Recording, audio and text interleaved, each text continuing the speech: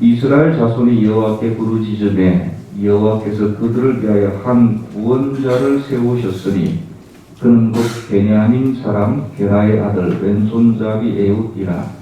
이스라엘 자손이 그를 통하여 모압 왕 에글론에게 공물을 바칠 때에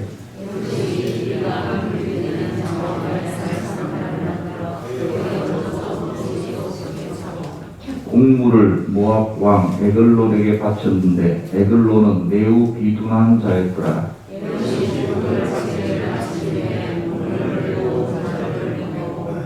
자기는 길갈 근처 돌 뜨는 곳에서부터 돌아와 이르되 왕이여 내가 은밀한 일을 왕에게 아뢰려 하나이다 하니 왕이 명령하여 조용히 하라 하매 모셔선 자들이 다 물러간지라.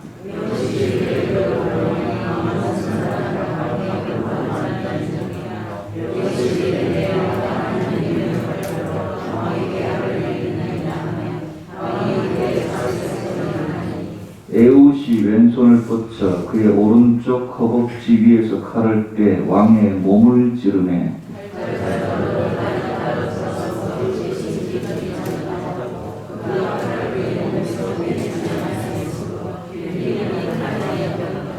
에훗이 현관에 나와서 다락문들을 뒤에서 닫아 잠그니라. 30절을 읽어주세요. 시작.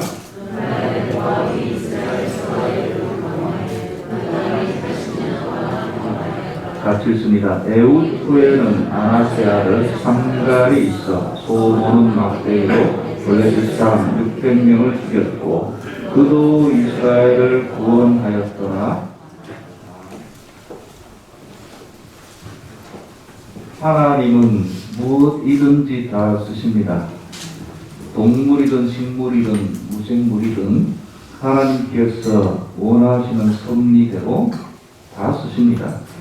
하나님께서 창조하신 모든 만물은 쓰임새가 다 있습니다. 쓰임새가 있다는 말은 쓰여진다는 말이겠지요. 보통은 본래 쓰임새가 있습니다. 동물, 식물 쓰임새가 있지만 오늘 주제는 특별하게 쓰시기도 한다는 말입니다. 특별한 사정이 되면. 그래서 성경 속에 보면 가끔 자연이나 혹은 동식물을 가지고 구원의 역사에 깊이 쓰신 적이 심심찮게 많습니다. 까마귀는 본래 새 종류지요. 본래의 식생이 있습니다. 그런 까마귀를 뭐로 쓰였습니까? 엘리사 선지자 먹이를 물어다 주는 것으로 쓰였습니다. 특별한 경우죠. 여우를 쓰신 적도 있습니다. 삼손이 도와주는 사람이 아무도 없으니까 여우 300마리를 붙들어가지고 블레셋 사람 밭을 방화를 한 적이 있습니다. 그뿐만이 아니라 애국을 심판하실 때는 개구리, 파리까지 다 쓰였습니다. 그러나 물론 하나님께서 가장 중요하게 쓰시는 존재는 바로 인간, 사람이지요. 하나님은 하나님의 나라를 이루어 나가는 데 있어서 반드시 사람을 통해서 일하십니다. 반드시 사람을 통해서 일하십니다. 왜 그런지는 잘 모르겠습니다. 근데 그런 방법으로 주로 쓰십니다. 사람을 통해 구원 역사를 이루어 가시며 하나님의 나라를 넓히시고 이 세상을 전영케 하시며 이기십니다. 심지어 사람을 통해 이 귀한 복음을 세상 끝까지 증거하게 하심으로 예수님께서 재림하신다는 언약을 주시기도 하셨습니다. 그래서 여러분 원칙적으로 말해서 하나님 믿는 사람들이, 제자들이, 성도들이 전도나 선교를 하지 않으면 원칙적으로 예수님께서 재림을 못하십니다. 물론 그런 일은 일어나지 않습니다. 하나님께서 언제든지 그 어떤 사람 마음을 복음에 붙잡힌, 말씀에 붙잡힌 사람을 언제나 어떤 시대에 쓰셔가지고 들어 쓰셔서 그 사람을 통해서 교회를 확장하시거나 전도하거나 선교케 하시거든요. 저와 여러분은 하나님으로부터 부름받은 귀한 하나님의 일꾼들이십니다. 저와 여러분들은 하나님께서 부르신 성도여 자녀일 뿐만 아니라 귀한 일꾼입니다. 그리고 저와 여러분을 통해서 일하시기를 기뻐하십니다. 선교, 전도, 이 귀한 일들 뿐만 아니라 때로 헌금하기도 하시고 교사로, 구역장으로, 찬양대로, 또 목사, 장로, 집사로 전부 하나님께서 목적에 맞게 부르신 주의 일꾼들입니다. 일꾼들을 쓰실 때 쓰시는 방법을 오늘 살펴볼 텐데요. 대부분은, 전부는 아니고요. 대부분은 하나님께서 그냥 쓰시지 않고 달란트를 주시고 나서 그 달란트를 통해서 일꾼들을 쓰십니다. 이거 어떻게 보면 당연하겠죠. 그러니까 쉽게 말하면, 조금 다르게 말하면 달란트, 그러니까 강점, 다른 사람이 없는 나에게만 있는 특별한 것, 그게 강점이잖아요. 장점이기도 하고 강점이기도 하고. 예를 들어서 우리 찬양을 좀 잘하면 찬양대로, 악기를 잘 다루면 악기를 통해서, 남을 좀 잘 가르치는 교사로, 이렇게 강점을 가지고 일하게 하십니다. 이건 당연합니다. 예수님께서도 비유로 이런 비유가 있죠. 5달란트, 2달란트, 1달란트를 주인이 종에게 맡겨놓으신 다음에 어디 멀리 떠났고, 바로 그 맡겨놓은 달란트를 통해서 일을 해서 벌도록 그렇게 하셨잖아요. 주지도 않고 무조건 일해서 벌어라. 이거는 공평하신 하나님의 그 영적인 원리에 벗어나는 겁니다. 그러니까 맡기지도 않고 찾으시지 않는다는 것입니다. 여러분, 달란트가 무엇입니까? 탤런트가 여기서 나왔습니다. 연예인이라고 하죠. 연예인. 어떤 사람이 이렇게 합니까? 노래를 잘하거나, 연기를 잘하거나, 혹은 인물이 정말 뛰어나거나, 이런 분들은 남하고 다른, 그러니까 받은 달란트잖아요. 그 탤런트가 여기서 나왔고, 이는 어원이 달란트입니다. 하나님은 저와 여러분에게도 달란트를 주셨습니다. 그러니까 저와 여러분도 탤런트입니다. 그 탤런트는 방송에 나오는 탤런트고요. 우리는 방송을 피하는 탤런트죠. 시켜도 안 나갑니다, 우리는. 분야가 다를 뿐이지, 뭐라고요? 아니, 여러분 웃기려고 하는 이야기 아니라 성경의 원리잖아. 다 쓰였다니까, 다. 근데 그 인물이 좋고, 노래 잘하고, 연기 잘하는 분은 방송에 나오는 탤런트고, 우리는 방송을 시청하는 탤런트고, 이게 좀 다를 뿐이고, 다 달란트가 있단 말입니다.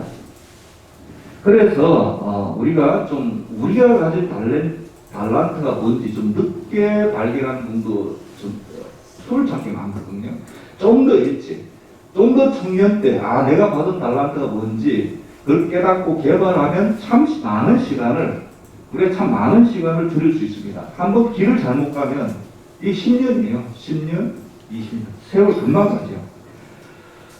사도 바울은 여러모로 강점, 달란트가 참 많은 사람이었습니다. 정말 열정적인 성교. 개종을 한 다음에 바로 다음날 눈이 보이고 나서 바로 그날 가서 열정적인 성교, 그것도 참 달란트라고 할 수 있습니다. 외압에도 개의치 않는 불굴의 정신, 성정이죠. 그것도 정말 달란트입니다. 이 영병이라는 소리도 듣고 수많은 핍박에도 불구하고 정말 불굴, 절대로 꺾이지 않는 그 성정도 어떻게 보면 하나님께 받은 강점이죠. 그러나 제가 생각할 때, 그리고 다른 분도 다 인정하는 사도 바울의 가장 탁월한 강점은 뭐냐면 그의 학문적인 소양과 글솜씨였습니다. 하나님은 그것을, 학문을 통해서 성경을 기록해 하시고 2000년 동안 사도 바울 말씀을 통해서 회심하거나 영향을 미친 사람이 어마어마하게 많습니다. 신약 성경 27권 중에 13권이 바로 사도 바울이 기록한 성경이지, 거의 반이, 권수로, 분량은 아니지만 권수로는 거의 반이 사도 바울이 자기가 개척했거나 자기가 관심 있는 교회에 보낸 편지가 바로 성경이 된 것입니다. 물론 원저자는 성령님이시지만 하나님은 바울의 학문적인 탁월함을 쓰신 것입니다. 이런 경우는 그 사람의 강점, 달란트를 통해서 일하시는 이거는 뭐 대부분의 경우죠. 대부분의 경우에 전부는 아니지만, 근데 오늘 주제는 그것이 아니라, 그러니까 강점으로 일하는 건 너무 당연한 거니까 예도 너무 많으니까 이거 오늘은 좀 차치하고, 오늘 주제는 뭐냐면 그것뿐만이 아니라 어떤 경우에는 평범함, 그러니까 강점도 있고 뭐 평범함도 있고 약점도 있지 않습니까? 사도 바울 같은 경우 이제 뭐 안질 혹은 간질이 그 약점이었잖아요. 사도 바울은 그것처럼 우리도 달란트도 있지만 정말 평범하기도 하지만 또 약점도 있단 말이죠. 근데 오늘은 말씀을 통해서 하나님은 어떨 때는 평범함과 약점도 쓰시더라는 거예요.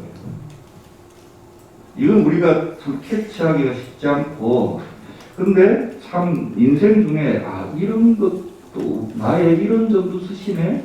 그걸 깨달으면 삶에 대한 자세가 전혀 달라집니다. 감추고 드러내지 않을 게 아니라 오히려 담담하게 인정하고 그것까지도 하나님께 맡겨드릴 수 있는 상황이 되더라는 거죠. 오늘 본문에 나와 있습니다. 하나님은 우리의 강점, 달란트로 쓰는 건 당연하고 때로는 평범함, 약점, 심지어 감추고 싶은 나의 과거까지도 쓰시더라는 거죠. 세상의 기준으로 볼 때는 분명한 약점이 있음에도 불구하고, 혹은 인간적으로 이렇게 뛰어난 점이 없음에도 불구하고 하나님 그거를 특별하게, 어떻게 보면 하나님이 그것을 평범함을 특별하게 만드시는 거죠. 하나님 그거 참 좋아하세요. 주님은 그런 사람들, 그래서 성경 말씀에도 없는 사람, 평범한 사람 일부러 들어쓰시는 것 같아요. 일부러 그걸 보여주시려고. 여기에 바로 주님의 놀라운 은혜가 숨어 있는 것입니다. 이것이 오늘 설교 포인트라 할 수 있겠습니다. 혹시 여러분 여기 계신 분들 중에 나는 나이가 많아, 나는 배운 것이 없어, 나는 몸이 약해, 너무 가난해, 과거가 있어. 여러분 때가 되면 이런 것까지 다 하나님이 쓰신다니까요. 쓰신다. 우선 첫째, 평범함을 비범함으로 가꾸어 쓰십니다. 31절을 먼저 한번 보시겠습니까? 31절. 이걸 그냥 읽으면은 은혜가 뭐 그냥 안 될 수도 있죠. 평범한 이야기니까요. 근데 저는 오늘 본문 말씀 설교한 적도 있고 좋아하는 이유는, 여러분 다윗 이야기, 삼손 이야기는 정말 좋지요. 근데 그런 영웅 이야기가 아니라 본문은 평범한 사람을 들어서 비운하게 쓴 이야기거든요. 약점 있는 사람을 강점으로 쓰신 이야기거든요. 여러분 이게 더 은혜가 되지 않으시던가요? 다윗, 그 골리앗을 쓰러뜨린 그 정말 탁월한 사람이죠. 삼손, 혼자서 뭐 한 1000명을 뼈로 때려줄, 물론 그것도 은혜가 되지만 뭔가 우리하고는 좀 다른 세계 사람 같잖아요. 근데 우리에게는 오히려 이 삼갈 같은 사람이 더 최소한 거예요. 왜? 우리처럼 평범한 사람, 삼갈은. 한번 보세요. 31절. 에훗 후에는 아나세 아들 삼갈이 있어 소 모는 막대기로 블레셋 사람 600명을 죽였고 그도 이스라엘을 구원하였더라. 이렇게 말씀합니다. 우선 여러분 삼갈이라는 이름은 이스라엘에서 좀 흔한 이름은 아닙니다. 흔한 이름이 아니라는 것은 외국식 이름이라는 것이고, 이 삼갈이 사사가 되잖아요. 사사가 그 나라의 이 시대의 대통령이 된다는 말이에요. 근데 여러분 대통령이 예를 들어서 외국식 이름을 갖고 있다는 것은 뭐 교토거나 약점이 되잖아요. 근데 삼갈 같은 경우는 바벨론식 이름입니다. 그러니까 어떻게 보면 지도자가 되기에 보통 뼈대 있는 가문에서 지도자가 나오는데, 삼갈은 전혀 그런 뼈대 있는 가문이 아니라는 거예요. 평범한 사람. 이름만 그런 것이 아니라 여기 보면 그 직업을 알 수 있는데요. 삼갈이 있어 뭐 모는 막대기? 소 모는 막대기. 소 모는 막대기로 놀라운 기적이 일어나죠. 그 전에 소 모는 막대기. 소 모는 막대기는 쓰임새가 뭡니까? 소 모는 거죠. 소 모는 막대기 쓰임새는 소 모는 거죠. 소가 어디 다른 데로 가려면 바로 인도하는. 그러니까 한마디로 말하면 직업이 목축하는 사람이라는 거예요. 목축. 양을 치거나 소를 치거나 뭐 염소를 칠 때 목동이 꼭 필요한 여러 몇 가지 도구가 있는데 그게 지팡이와 막대기입니다.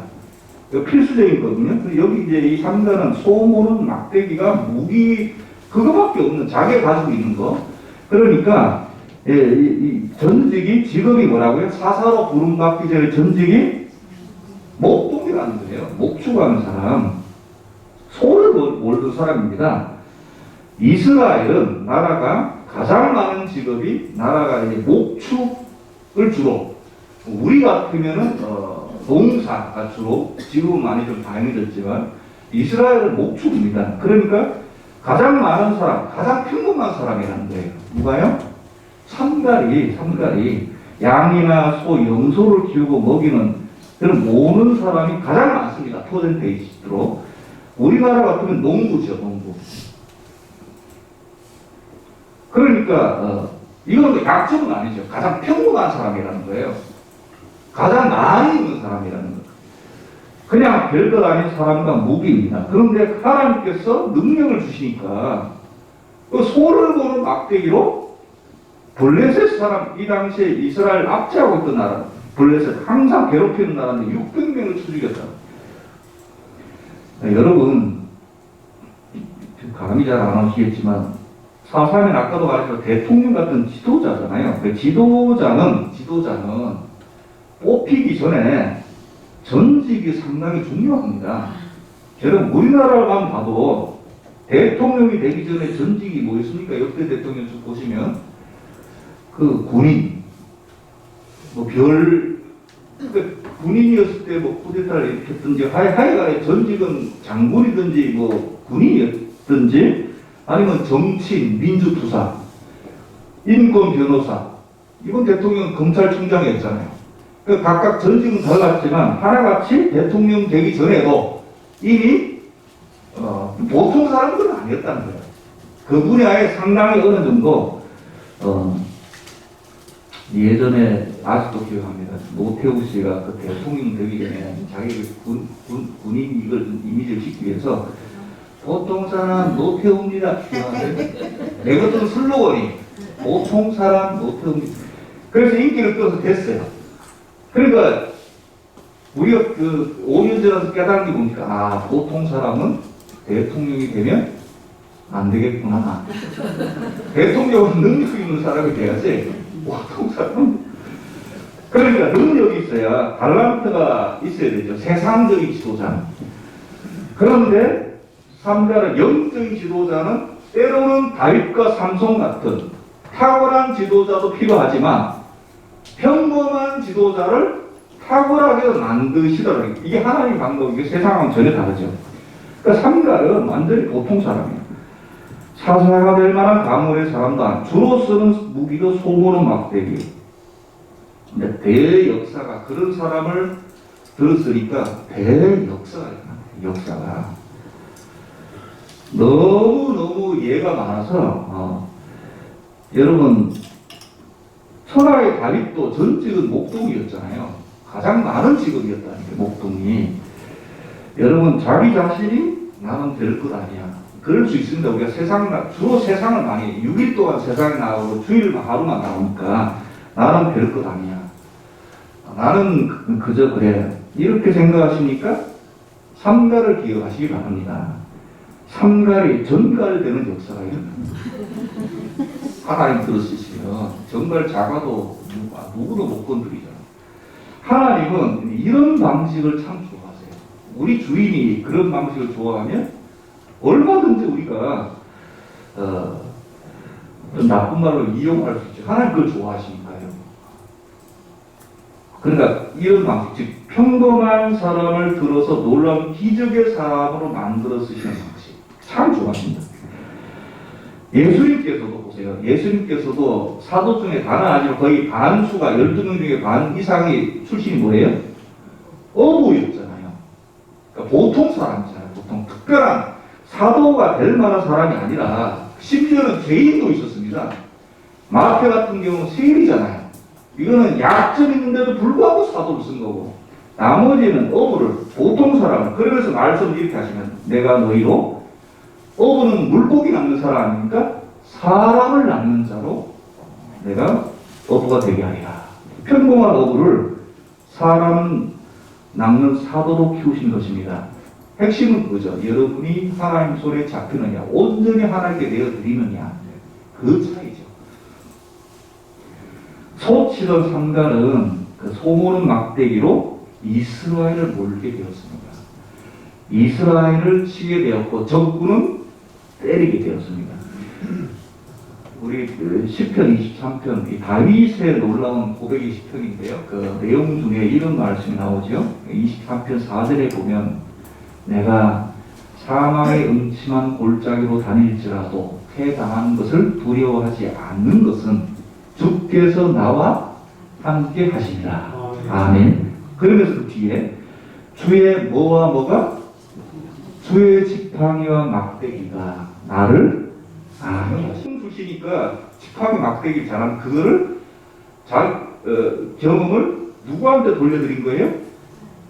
하나님께 돌려드렸잖아요. 그러니까 나는 해봐야 양을 이 지팡이와 막대기로 양을 치거나 지금 조금 잘 돼서 이스라엘 치는 거지만, 이게 하나님 손에 들리면, 하나님 손에 들리니까 내가 사망의 음침한 골짜기 다닐지라도 하나님이 적을 그 막대기로 때리시니까, 하나님 손에 막대기에 들리면 그것을 믿고 해를 당하지 않을 거란 믿음으로 당하는 거 아니겠습니까?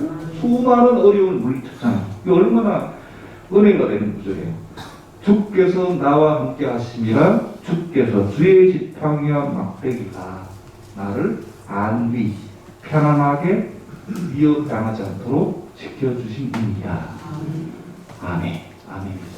특별한 무기가 아니에요. 하나님 손에 들리니까 그 특별한 무기로 바뀐 거죠. 여러분, 저와 여러분의 가치는 이게 막대기냐, 좋은 칼이냐, 좋은 창이냐, 여기에 달려있는 것이 아니라 뭐에 달려있다고요? 하나님 손에 얼마큼 붙잡히느냐, 얼마나 큰 퍼센테이지로 붙잡히느냐, 이거죠. 여기에 달려있습니다, 여러분. 다른 거는 문제가 안 돼요. 세상에서는 그게 중요하죠. 너가 전직이 뭐냐, 네가 무슨 무기를 갖고 있냐, 이게 중요하지. 막대기? 야, 그런 시시한 거 넣다가 뭐 좀 칼이라든지 창이라든지 뭐 좋은 무기가 있어야 인정을 받지만, 우리는 그 개념 자체가 전혀 무기는 상관없어요. 우리가 얼마나 하나님께 전적으로 맡기고 잡히느냐, 거기에 달려있는 것이죠. 그게 믿음 아니겠습니까? 근데 사탄 마귀는 자꾸 우리 귀에 속이는 거죠. 여기에 속아 넘어가면 안 돼. 야, 네가 너 평범하잖아. 평범하게 살아. 평범한 사람이 평범하게 가만히 들어보면 그게 분수에 맞게 사는 것 같잖아요. 그게 속이는 거예요. 우리의 삶은 우리한테도 달려있잖아요. 하나님한테 달려있습니다. 우리를 어떻게 이끄는지 하나님한테 달려있어요. 야, 그냥 교회나 다녀. 너 그것만 해도 요새 대단한 거야? 요새 코로나 때문에 아무래도 좀 여러 가지 인정을 많이, 교회가 욕을 먹기도 하고 인정을 못 받았어. 너 요즘, 너 이 정도만 돼도 그 신앙 대단한 거야. 너 오버하지 마. 이거 누구 소리라고요? 사탄의 소리야, 사탄의 소리. 조용히 들은 애지도 말고 묻혀서 가. 신앙은 나 버리라고 하지 않았다. 교회 사탄이야. 사탄이 그런다니까요. 네가 뭔데? 너 소나 보라. 너 말고 사사될 사람 많아. 야, 너 창 방패 쓸 수 있냐? 이런 말에 귀를 기울이면 안 된다는 거죠. 나 삼갈이야, 삼갈, 전갈 3마리. 야, 이게 내가 기준이지만 하나님이 그런 거야. 그러니까 얼마를 누굴 죽였어요? 이게 여러분 중간에 소모는 막대기로 그다음에 중간에 생략된 게 너무 많습니다. 상갈이 하나님께 맡겨버립니다. 그 과정인데 다 생략하고 성경은 블레셋 사람 결과만 나오죠. 결과만. 그러니까 상갈이 여러분 원래 이런 대단한 사람이 아니라니까요. 이렇게 대단한 사람이 된 거죠. 대단한 사람이라면 왜 소만 몰고 있어요? 진작 뽑혔지. 군인이 됐거나 진작 나갔지요. 하나님께서 들어쓰시니까 블레셋 사람 600배를 죽이는 엄청난 사람이 된 것이죠. 여러분 이런 믿음이 우리에게 필요합니다. 다윗 삼손은 너무 이 출발서부터 너무 다르다면 그냥 성갈이면 아브라함은 또 믿음이 너무 탁월하고 아들을 죽이는데 좀 대단하지만 좀 괴리감이 있다. 야곱은 좀 비슷하잖아요. 야곱은 이익에 밝고 축복 좋아하고 그 야곱도 하나님께서 이스라엘로 바꿔주셨잖아요. 이런 거 참 좋아하십니다. 두 번째로는 첫 번째 상갈 같은 경우는 평범한 사람을 비범하게 들어쓰시 케이스라면 두 번째는 오히려 약점까지 오히려 약점을 드러내니까 상대방이 오히려 저거 뭐 약점 투성이를 방심하고 이걸 찔러버리죠. 내용은 뭐 여러분 잘 아시니까. 그러니까 이거는 우리에게 이렇게 적용될 수 있습니다. 뭐 장점도 아니고 평범한도 아니고 오히려 약점도 하나님 손에 잡히니까 얼마든지 들어쓰셔서 역사를 또 일으키시는구나.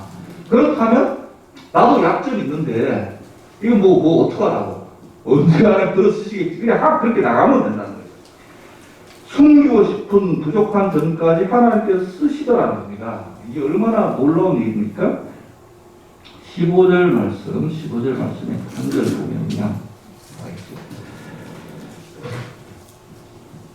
이스라엘 자손이 여호와께 부르짖음에 여호와께서 그들을 위하여 한 구원자를 세우셨으니 그는 곧 베냐민 사람 게라의 아들 왼손잡이 에훗이란 사람이 이제 사사로 선택되는데 여기 앞에 성경이 이렇게 기록할 때는 이유가 있는데요. 왼손잡이 에훗은 어떻게 보면 숨기고 싶은 약점입니다. 이게 왜 그러냐면 왼손잡이는 저와 여러분이 생각하는 이상으로 성경에서 좀 하등한 걸로 말하자면 약점이죠. 오른손은 반대로 능력, 행물을 가리킵니다. 오른손은. 근데 왼손은 반대가 되는 거죠. 그래서 우리말 성경에도 전부 왼손잡이라고 되어 있지만 히브리 표현의 문자적인 뜻을 좀 연구한 사람은 이 에훗이 뭐 왼손잡인데 오른손 기능이 불구 아마 그러니까 누가 봐도 왼손을 더 잘 쓴다는 의미도 있지만 오른손 자체를 잘 기능을 못해서 불구라서 왼손잡이 스페인 성경에 보면 아예 오른손이 불구인 사람 이렇게 에훗 오른손이 불구인 사람 그러니까 어차피 왼손잡이 같은 말이지만 그런 번역도 있다는 참고로 알아두시고요. 그러니까 군인 입장에서 한 손을 못 쓴다는 것은 굉장히 큰 약점이죠. 굉장히 큰 약점. 그러니까 에훗이 공물을 가져다 주는 대표로 나오는데 그래서 에글론 왕과 독대까지 하잖아요. 이렇게 할 수 있는 것은 에글론 왕이나 그 신하가 봤을 때는 전혀 해가 안 되겠다. 이런 판단이 하니까 독대하다가 암살했지 않습니까? 더 웃기는 사실은 에훗이 어떻게 공물 전달한 지도자가 됐는지도 참 궁금합니다. 에훗이 어느 지파 사람이라고요? 그냥 왼손잡이 에훗도 약점인데 이 출신이 어디예요? 베냐민 지파 사람입니다. 이스라엘 12지파가 있잖아요. 유다 지파도 있고 므낫세 지파도 있는데 어디 출신 지파라고요? 베냐민 지파 출신이죠. 여러분 베냐민이라는 이름의 뜻이 뭔지 아세요? 오른손의 아들이라는 뜻입니다. 지파 이름이 베냐민 지파 이름이 오른손의 아들. 그러니까 지파 이름이 오른손 지파예요. 근데 거기 출신인데 누가 나왔어요? 왼손자. 그러니까 이스라엘 전체로 봐도 우리나라도 옛날에 그런 문화가 있었잖아요. 제가 그 핍박받은 당사자라서 잘합니다. 저는 왼손잡이라서 저희 어머니가 학교 왔다가 가시더니 그때부터 선생님도 저한테 뭐라 그러고, 그때는 제가 초등학교 때 글자도 왼손 썼고 집에서도 왼손으로 밥 먹고 학교 가도 뭐라 하고 집에서도 뭐라 하고 뭐라고 했다고요? 왼손 쓰지 마. 왼손 쓰지 마. 오른손으로 써. 글자는 그래서 바꿨습니다. 밥은 그냥 왼손으로 고소했어요. 그러니까 막 다 섞였습니다, 그냥. 어떤 건 오른손, 어떤 건 왼손, 저도 헷갈립니다. 저도 한번 이렇게 써보면 이상한 건 바꾸고. 근데 이 왼손잡이 에웃이 지파가 오른손의 아들 지파예요. 베냐민이라는 이름 뜻이 왜 이름을 베냐민 오른손의 아들이라고 붙였냐면, 베냐민이 12 마지막이잖아요. 마지막 가장 막내 동생인데, 야곱의 아들인데, 베냐민이. 야곱의 아내가 4명입니다. 그 중에 야곱이 가장 사랑한 사람이 라헬인데, 요셉을 놓고, 이거 막 4명이 전부 투기를 하면서 어떡하든지 애를 더 많이 놀려고. 그때는 자식이 많으면 힘이 있으니까. 라헬이 가장 사랑을 많이 받는데 애를 가장 적게 온 거예요. 막 어떻게든지 요셉 놓고 하나 더 놀라고 막 하나 더 달라고 해서 낳았는데, 이게 베냐민이거든요. 임신을 했는데 산딸에 대해서 놀라고 하는데 난상이었어요. 난상. 그러니까 억지로 낳다가 결국 라헬이 죽습니다. 이 베냐민을 놓다가 죽어요. 그러니까 너무 고통스러우니까 애 이름을 그냥 라헬도 그냥 좋은 사랑은 많이 받았는데 좋은 부유를 하지만 애 이름을 베노니 이름을 자기가 막 고통스럽고 슬픔의 아들, 고통의 아들 이렇게 불렀어요. 애 이름을 그렇게 짓습니까? 애 이름을 좋게 지어야지. 그러고 나서 죽었어요. 그러니까 야곱 입장에서 이름이 안 좋으니까 베노니를 베냐민으로 바꿉니다. 그러니까 어미가 죽으면 보통 애도 죽는데 기적적으로 태어났다 이거예요. 그러니까 얘는 슬픔의 아들이 아니라 행운의 아들, 능력의 아들. 그래서 베냐민. 그게 오른손이 그래서 행운 능력이라는 뜻이 있거든요. 그래서 오른손의 아들 이름을 바꾼 겁니다. 아버지가, 야곱이. 그러니까 지파 이름 자체가 베냐민, 오른손의 아들이에요. 이런 지파 분위기에서 왼손잡이는 약점이죠.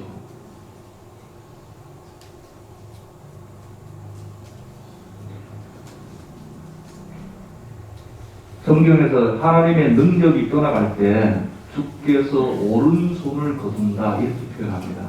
능력이 떠나가는데 왼손은 그래서 가장 모욕적인 건 뭐냐면 왼손으로 뺨맞는 가장 모욕적입니다. 뒤를 처리할 때도 왼손만 쓰고요. 그러니까 이 식사를 오른손. 그러니까 이 왼손으로 뺨맞는 가장 모욕적인 행동입니다. 그래서 그런데 왼손잡이 에웃이 사사가 된다? 이건 참 약점이지, 약점. 약점을 여러분 하나님이 약점을 가지고 있다는 사실 때문에 절망할 필요가 없습니다. 그 에웃을 들어쓰셨듯이 저와 여러분도 들어쓰실 줄로 믿습니다. 여러분 그런 약점이 바뀌어 자랑이 되는 것이죠. 중요한 것은 여기 이제 뒤에 보니까 에글론을 암살하고 나서 여러분 다윗도 나라를 태평성대를 40년 이뤘거든요. 솔로몬도 40년 이뤘습니다. 여기 에웃은 몇 년을 이뤘다고 했죠 아까? 30절 보세요. 그날에 모압이 이스라엘 수하에 굴복하며 그 땅이 80년 동안 평화했어요. 이 에웃이 수명까지도 연장이 된다. 그러니까 사사로 어떤 말씀을 선포해 여러분 놀라시겠어요? 그 태평성대 다윗과 솔로몬도 40년, 보통 이때 당시는 20년만 정말 잘해도 길게 한 겁니다. 나머지는 짧게 하거나 암살당한 40년을 태평성대에 이뤘어요. 다윗 40년, 솔로몬 40년, 이 80년에서 100년 사이를 이스라엘 최고 번성기라고 하는데 에웃은 혼자서 80년을 평안하게 했어요. 이 왼손잡이 에웃이 약점 많은 사람이 이런 스타일을 좋아한다, 하나님은. 여기에 참 그 뜻이 있습니다. 나중에 참 이 참 역사의 재미인데, 이 사사기 이제 3장이 되게 좀 초창기 때 사사가 됐잖아요. 나중에 한 200년 지난 다음에 베냐민 지파의 특수부대가 만들어집니다. 이거 한번 찾아보겠습니다. 사사기 20장 16절.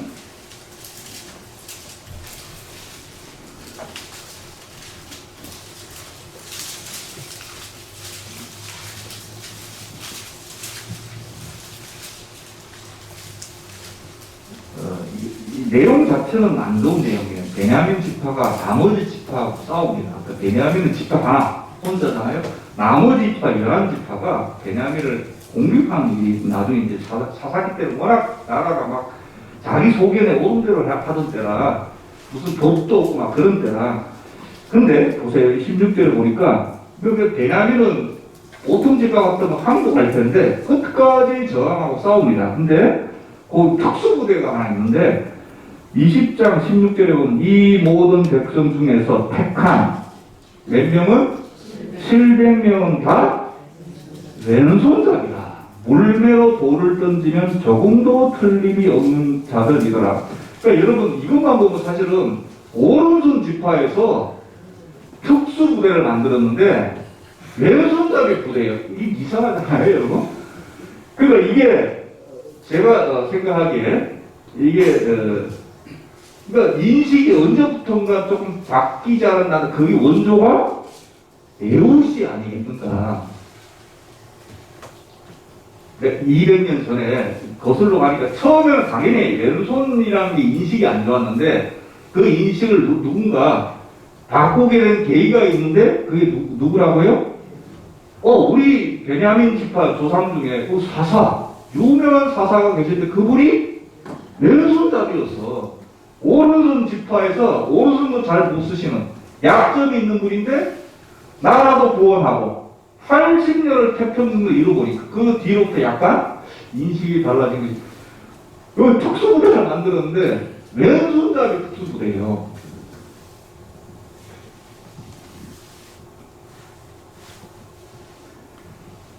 최고의 예는 바로 예수님입니다. 여러분 예수님께서 우리는 워낙 익숙하니까 십자가에 못 박혀 돌아가셨다. 심지어는 우리 주인이 십자가에 못 박혀 돌아가셨기 때문에 뭐 십자가 목걸이도 하고 십자가 배지도 하고 이러잖아요. 근데 그 당시 십자가는 저주예요, 저주. 십자가는 저주예요. 근데 예수님이 십자가에 돌아가시니 그 뒤에 기독교인들의 인식이 완전히 바뀌어서 좋은 걸로 바뀌잖아요. 그렇듯이 그런 케이스가 아니겠는가 이렇게 하는 겁니다. 여러분 때때로 사람들이요 약점 때문에 망하는 경우도 있지만 장점 망하는 경우도 더 많습니다. 어떻게 보면 장점을 관리를 못하거나 그냥 장점만 자랑하고 교만해지는 것이죠. 여러분 장점이 반드시 본인에게 축복이 아닐 수 있습니다. 장점 때문에 망하는 사람도 많습니다. 어떤 사람이 뛰어난 지식을 가지고 있다 합시다. 이게 달란트죠. 장점입니다. 근데 그 지식 때문에 그 사람 눈에는 하나님이 안 보이는 거예요. 세상적인 지식이 오히려 너무 탁월하니까 그럴 리가 없어요. 지식인 중에 하나님 모르는 사람이 얼마나 많은 과학자 중에 전문 과학자 이런 사람들은 하나님이 어디 있냐. 하나님 그 지식이 오히려 그 사람 달란트가 그 사람 눈을 가려가지고 하나님을 보지 못하고 영안을 가려버리는 거예요. 여러분 특히 사람을 망하게 하는 게 재물인데 여러분 많은 재물 부자 되기를 원하시고 저도 그렇게 우리 성도님들은 좀 잘 되시면 좋겠는데 때로는 세상 살기는 편할지 모르겠지만 그 재물 때문에 다른 사람을 무시하고 오만한 사람이 된다면 그 재물이 그 사람에게는 사탄이 되더라. 성경에 많은 경우도 세상적인 경우들은 많고 건강이 여러분 축복이지만 때로는 건강하기 때문에 하나님 무섭지 않고 자기 그런 경우가 여러분 얼마나 많습니까? 우리의 편견과 교만을 없애기 위해서라도 이 복잡한 사사시대에 자기 소견에 오른 대로 하는 시대에 일부러 하나님께서 왼손잡이, 약점이 있는 감추고 싶어하는 사람을 들어서 구원자로 삼으신 것이 아니겠는가. 다시 3장 돌아가면 하나님께서 3장 15절에 이스라엘 자손이 여호와께 부르짖음에 여호와께서 그들을 위하여 구원자를 세우셨는데 부르짖는 그 응답에 보기에는 너무 볼품없어 보이는 거예요. 역시. 근데 여러분 어떻게 보면 이것도 애국도 예수님의 한 모형입니다. 사람들이 원했던 그리스도는 강한 그리스도거든요. 로마 압제에서 우리를 구원해줄 구원자, 강한 그리스도, 문제를 해결해줄 해결자. 근데 예수님은 그냥 죽으십니다. 사도 바울 역시 육체의 가시가 있었으나 하나님은 내 은혜가 내게 족하도다. 병을 고쳐주신 것이 아니라 그 가시를 은혜로운 방법으로 하나님께서 인도하셨습니다. 결론을 한번 내려보겠습니다. 저와 여러분 약점이 있죠. 옆에 사람도 아는 약점도 있고 자기만 아는 감추고 싶은 약점도 있습니다. 물론 애국 같은 경우는 다 알려진 약점이죠. 육체적인 약점이니까 보이니까. 그러나 때로는 신체적인 약점이 있을 수도 있고 정신적인 약점이 있을 수도 있고 버릇 습관에서 오는 약점이 있을 수도 있습니다. 때로는 내 환경 자체가 약점인 경우도 있어요. 가정이 그렇다든지.